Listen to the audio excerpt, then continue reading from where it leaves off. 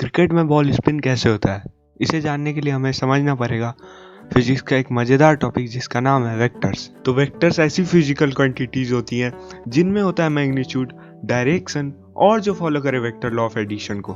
Force, displacement, velocity etcetera, ये सारी vector quantities हैं। वेक्टर क्वांटिटी होने के लिए ये तीनों कंडीशन नेसेसरी तो है ही, मगर अभी हमारा फोकस सिर्फ मैग्नीट्यूड और डायरेक्शन पे रहेगा। तो अब हम एक एग्जांपल लेते हैं। मान लो एक बॉक्स है, उस पे हमने 5 न्यूटन का फोर्स राइट की ओर लगाया और 4 न्यूटन का फोर्स हमने फिर से राइट की ओर लगाया। तो आपको बस इतना बताना है कि बॉक्स किस डायरेक्शन में जाएगी। तो बॉक्स एक्चुअली राइट में जाएगी। तो जब बॉक्स राइट में जाएगी तो उस पे जरूर राइट डायरेक्शन में कुछ फोर्स लग रहा होगा जिसकी वजह से वो राइट डायरेक्शन में गई।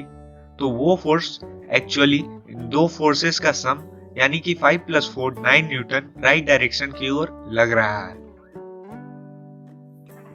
तो अब हम एक और एग्जांपल लेते हैं।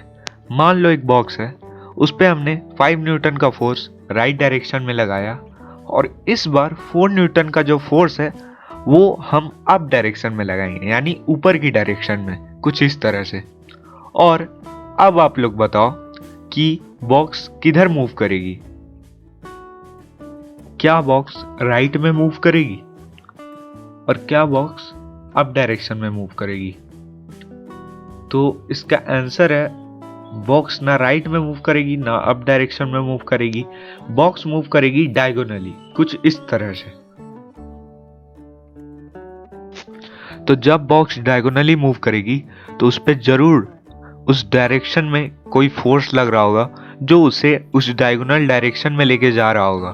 तो वो जो फोर्स है वो यहाँ पे इन दो फोर्सेस का रिजल्टेंट है, क्योंकि वो ये 5 न्यूटन वाला जो फोर्स राइट में लग रहा है और ये जो 4 न्यूटन वाला फोर्स अपवर्ड डायरेक्शन में लग रहा है, उनका रिजल्ट है। तो अब सवाल उठता है कि ये जो रिजल्टेंट है इसका मैग्नीट्यूड कितना होगा। कहीं ये 5 + 4 यानी 9 न्यूटन तो नहीं, जैसा हमने इस वाले एग्जाम्पल में देखा था? तो नहीं, ऐसा नहीं है। किसी भी दो वेक्टर के रिजल्टेंट का मैग्नीट्यूड उन दो वेक्टर के बीच के एंगल पे डिपेंड करता है। जितना ज्यादा एंगल उतना कम मैग्नीट्यूड।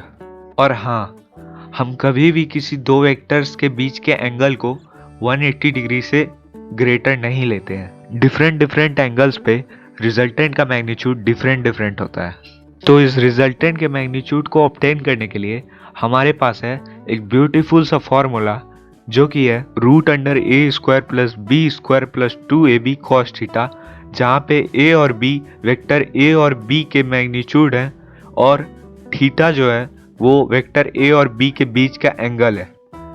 अगर हम इस फॉर्मूले को यूज करके सामने दिए गए रिजल्टेंट का मैग्नीट्यूड निकाले, यानी कि 5 न्यूटन और 4 न्यूटन के रिजल्टेंट का मैग्नीट्यूड निकाले, तो वो आएगा √41 न्यूटन।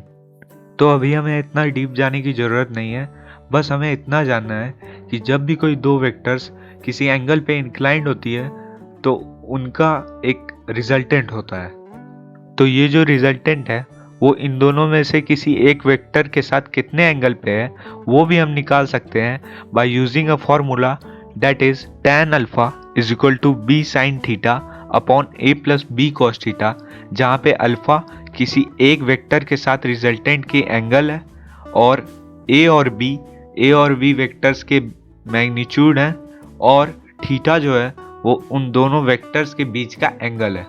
अब यहाँ पे मैं आपसे एक इम्पॉर्टेंट चीज़ डिस्कस करने वाला हूँ कि जब भी कोई दो वेक्टर्स होती हैं वो किसी एंगल पे इंक्लाइंड होती हैं तो उनका जो भी रिजल्टेंट होता है वो हमेशा और हमेशा बड़े वाले वेक्टर की ओर झुका हुआ होता है।